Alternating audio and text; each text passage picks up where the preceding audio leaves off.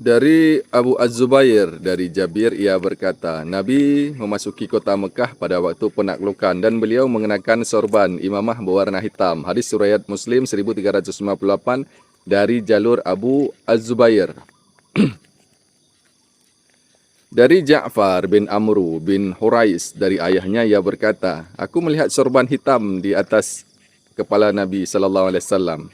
Hadis surah An-Nasa'i 5346 dan di dalam Al-Kubra 9758. Ibnu Majah 2821. Kedua-duanya meriwayatkan dari jalur Musawir.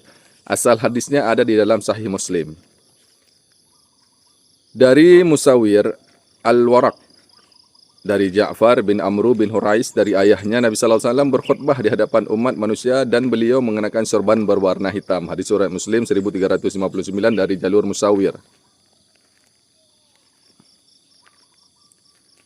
Dari Ubaidullah bin Umar dari Nafi' dari Ibnu Umar ia berkata, apabila memakai sorban, Nabi SAW biarkan ujung sorbannya di antara kedua bahunya. Kemudian Nafi' berkata, Ibnu Umar juga berbuat begitu.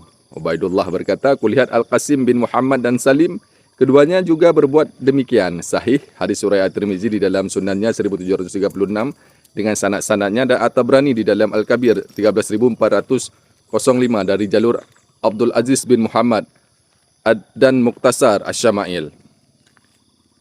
Dari Ikrimah dari Ibnu Abbas, Nabi berkhutbah di hadapan umat.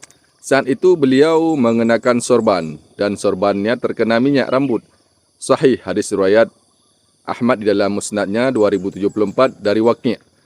Asal hadisnya ada di dalam Al-Bukhari 927 dari jalur Ibnu Al-Khasil.